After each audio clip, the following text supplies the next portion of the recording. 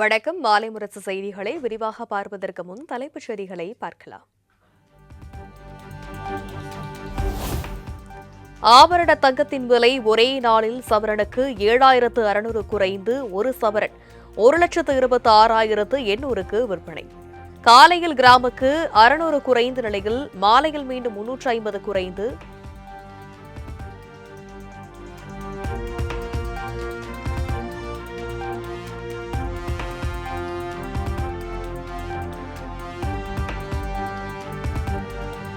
சென்னையில் வெள்ளி விலை ஒரே நாளில் கிலோவுக்கு 20,000 ரூபாய் சரிவு.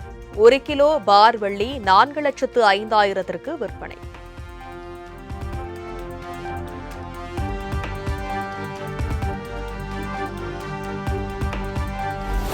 மும்பை பங்குச்சந்தை சென்செக்ஸ் 296 புள்ளிகள் சரிந்து 82,269 புள்ளிகளில் வர்த்தகம் நிறைவு. தேசிய பங்குச்சந்தை நிப்டி 98 புள்ளிகள் குறைந்து 25,320 புள்ளிகளில் நிறைவு.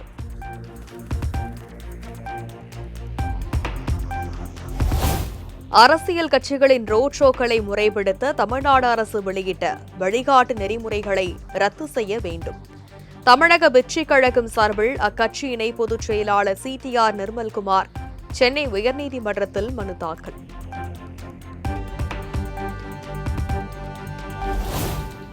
ஜனநாயகம் திரைப்பட வழக்கு தொடர்பாக உச்சநீதிமன்றத்தில் சென்சார் போர்டு கேவியட் மனு தாக்கல்.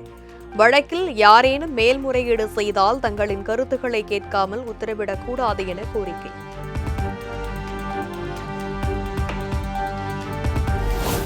பிப்ரவரி 5ஆம் தேதி கூடுகிறது தமிழ்நாடு அமைச்சரவை கூட்டம். இடைக்கால பட்ஜெட்டிற்கு அமைச்சரவை ஒப்புதல் அளிக்கும் என தகவல்.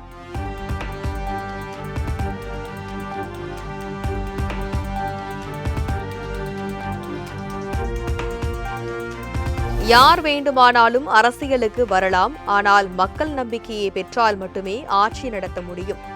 அரசியல் வாரிசு என்கிற விமர்சனத்திற்கு களத்தில் எதிர்க்க முடியாதோரின் இற்றுப்போன குற்றச்சாட்டு இது என முதல்வர் மு.க.ஸ்டாலின் பதிலடி. யார் வேண்டுமானாலும் அரசியலுக்கு வரலாம், ஆனால் யார் வந்தாலும் அவங்கள மக்களுக்கு முன்னாடி நின்று அவங்க நம்பிக்கையை பெற்று ஓட்டு வாங்கினா மட்டும்தான் வெற்றி பெற முடியும். எனவே இது எங்களை களத்தில் எதிர்க்க முடியாத வைக்கிற இத்துப்போன குற்றச்சாட்டு.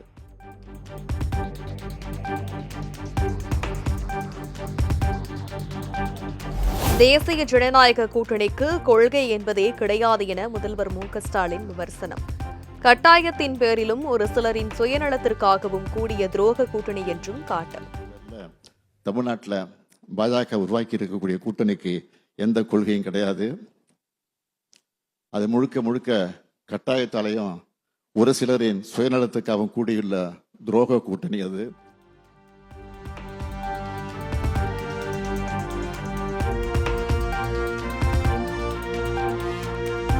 திமுக மீது ஊழல் குற்றச்சாட்டுகள் ஆதாரப்பூர்வமாக நிரூபிக்கப்பட்டுள்ளதா என பாஜகவுக்கு முதல்வர் மு.க.ஸ்டாலின் கேள்வி. உச்சநீதிமன்றம் வரை சென்று ஊழல் குற்றச்சாட்டு நிரூபிக்கப்பட்ட அதிமுகவை வாஷிங் மிஷினில் போட்டு வெளுத்து விட்டீர்களா என்றும் விளாசு. அதிலேயும் உச்சநீதிமன்றம் வரைக்கும் போய் ஊழல் வழக்கில் தண்டிக்கப்பட்டவங்க தான் அதிமுக. நீங்க கூட்டணியில் இல்லாத சமயத்துல அவங்க மேல எத்தனை குற்றச்சாட்டுகள் சொன்னீங்க? இப்போ உங்க வாஷிங் மிஷின்ல அவங்களெல்லாம் வெளுத்துட்டீங்களா? இதுதான் என்னுடைய கேள்வி.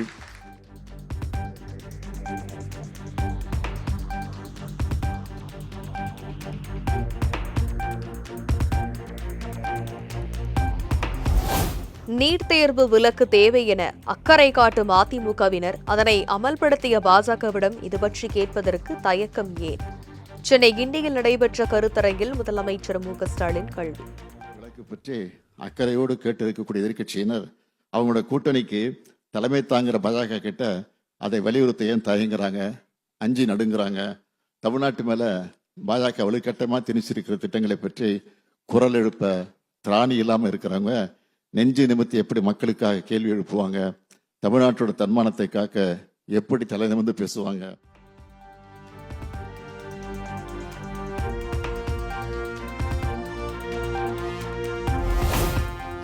பிரேமலதா விஜயகாந்துடன் திமுக எம்பி கனிமொழி தொலைபேசி வாயிலாக பேச்சுவார்த்தை நடத்தி வருவதாக தகவல். டெல்லியில் ராகுல் காந்தியை கனிமொழி நேரில் சந்தித்து பேசியிருந்த நிலையில் பிரேமலதாவுடன் தொலைபேசியில் பேச்சு.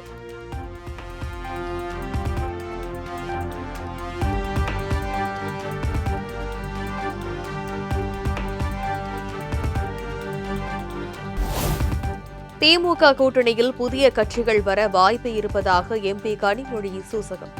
காங்கிரஸ் கட்சியுடன் எந்த மோதல் போக்கும் இல்லை எனவும் விளக்கம்.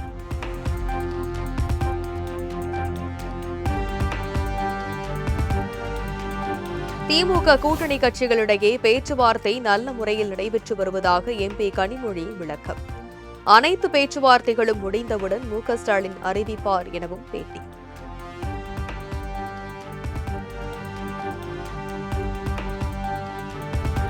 ராகுல் காந்தி கனிமொழி சந்திப்பில் காங்கிரசிற்கு 41 எம்எல்ஏ சீட், ஒரு ராஜ்யசபா சீட் கேட்டதாக வெளியான தகவல் உண்மை இல்லை என செல்வ பெருந்தகை விளக்கம். ஒப்பந்தம் கையெழுத்தாகும் போது தெரிவிக்கப்படும் எனவும் பேட்டி.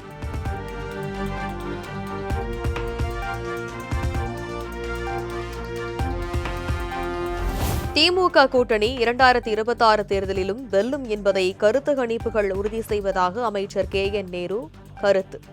பெண்களின் நம்பிக்கையையும் பேராதரவையும் பெற்று அசைக்க முடியாத அரசாக திராவிட மாடல் அரசு விளங்குவதாகவும் பெருமிதம்.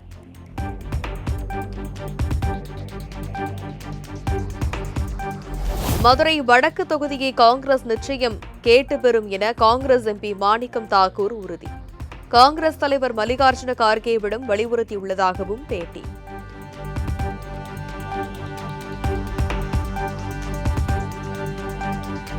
முன்னாள் முதல்வர் ஓ பன்னீர்செல்வத்தின் அதிமுகவில் இணைக்க வாய்ப்பு இல்லை என இபிஎஸ் தெரிவித்த விவகாரம்.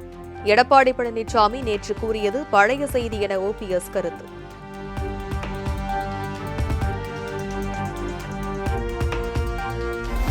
ஓ பன்னீர்செல்வம் தன்னை கட்சியில் சேர்க்க வேண்டும் என்பதை ஊடகம் மூலம் பேசியிருக்க கூடாது. ஓ பன்னீர்செல்வம் நடத்தும் நாடகத்தை எல்லாம் மக்கள் பார்த்து சலித்து விட்டார்கள் எனவும் செல்லூர் ராஜு விமர்சனம்.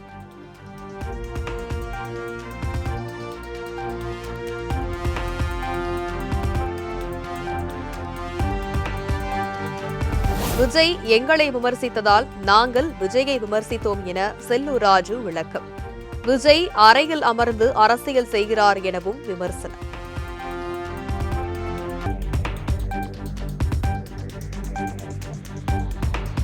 தமிழ்நாடு மற்றும் இந்திய அளவில் அரசு மற்றும் தனியார் விருது அமைப்புகள் உண்மையாகவே நேர்மையாக செயல்படுகின்றனவா? தமிழ்நாடு அரசு திரைப்பட விருதுகள் அறிவிக்கப்பட்டுள்ள நிலையில் இயக்குநர் ப. ரஞ்சித் கேள்வி.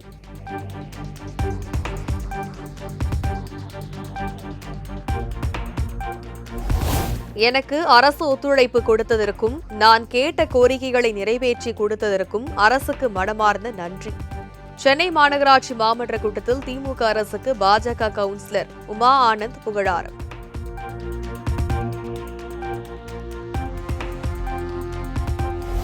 சென்னையில் மாடுகளை வைத்துள்ளவர்கள் மைக்ரோசிப் பொருத்தி உரிமம் பெறுவது கட்டாயம் என சென்னை மாநகராட்சி மாமன்ற கூட்டத்தில் தீர்மானம் நிறைவேற்றும்.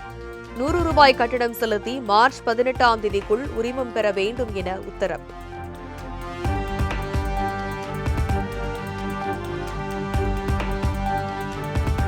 ஆம்ஸ்ட்ராங் கொலை வழக்கில் கைது செய்யப்பட்டு சிறையில் உள்ள ரவுடி பொன்னை பாலுவுக்கு 5 நாட்கள் இடைக்கால ஜாமீன். தாயின் இறுதி சடங்கில் பங்கேற்பதற்காக ஜாமீன் வழங்கியது சென்னை முதன்மை அமர்வு நீதிமன்றம்.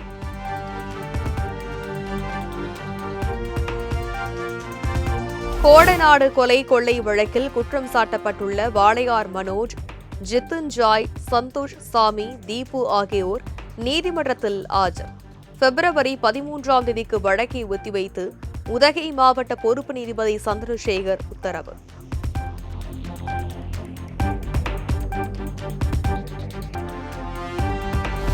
சென்னை அடுத்த புழலில் தொழிலதிபர் மற்றும் அவரது மனைவியை கட்டி போட்டு துணிகர கொள்ளை. 15 சவரன் தங்க நகை 25 லட்சம் ரூபாய் கொள்ளையடித்து சென்ற மர்ம நபர்களுக்கு போலீசார் வலைவீச்சு.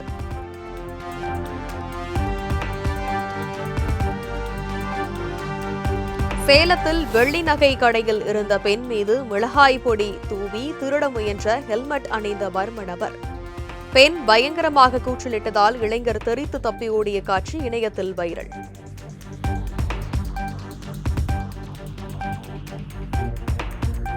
திருச்சி பஞ்சப்பூர் பேருந்து நிலையத்தில் தனியார் பேருந்து அதிவேகமாக சென்றதை தட்டி கேட்ட பயணி மீது தாக்குதல். பயணியை தனியார் பேருந்து ஓட்டுநர் சரமாரியாக தாக்கிய காட்சிகள் வெளியாகி பரபரப்பு.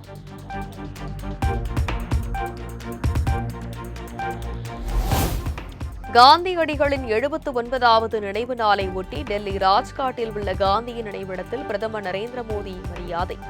குடியரசுத் தலைவர் திரௌபதி முர்மு, குடியரசு துணைத் தலைவர் சி.பி. ராதாகிருஷ்ணன், மத்திய அமைச்சர் ராஜ்நாத் சிங் உள்ளிட்டோர் மரியாதை.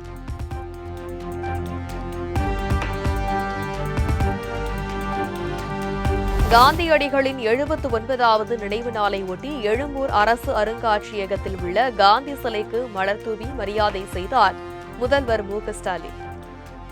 பொதுமக்கள் முன்னிலையில் தீண்டாமை ஒழிப்பு உறுதிமொழி ஏற்பு.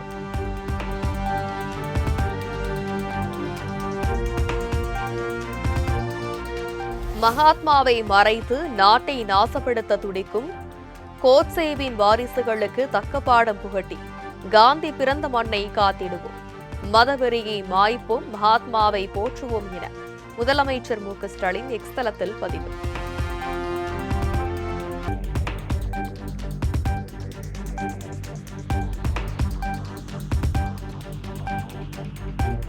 சபரிமலை தங்க திருட்டு வழக்கில் சென்னையில் உள்ள இல்லத்தில் நடிகர் ஜெயராமிடம் வாக்குமூலம் பதிவு செய்த சிறப்பு புலனாய்வு குழு முக்கிய குற்றவாளியாக கருதப்படும் உன்னிகிருஷ்ணன் போட்டியுடன் ஜெயராமிற்கு என்ன தொடர்பு என்றும் விசாரணை.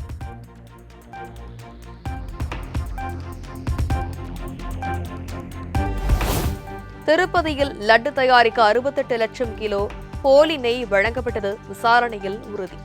பால், வெண்ணெயை பயன்படுத்தாமல் பாமாயில் உள்ளிட்டவற்றை பயன்படுத்தி போலியாக நெய் தயாரித்துள்ளதாக சிபிஐ குற்றப்பத்திரிகை தாக்கல்.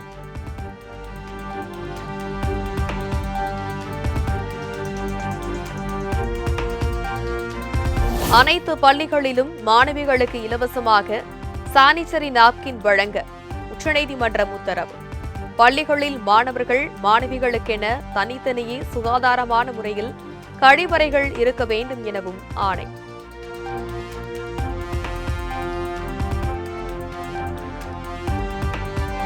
புதுச்சேரி மாநிலம் மூலக்குளம் பிச்சவீரன்பேட் அருகே பள்ளி வாகனத்தை ஓட்டிச் சென்ற மதுபோதை ஆசாமி 30க்கும் மேற்பட்ட குழந்தைகளை ஏற்றிக்கொண்டு அதிவேகமாக சென்றவரை கண்டித்த பொதுமக்கள்.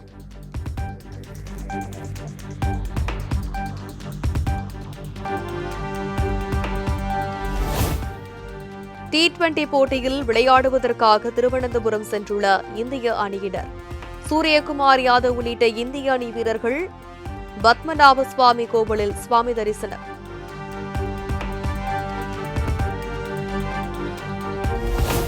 இங்கிலாந்தில் ஸ்னூக்கர் விளையாட்டில் உலக சாதனை படைத்த 2 வயது சிறுவன் புல் பேங்க் ஷாட்டை வெற்றிகரமாக அடித்து அசத்தல்.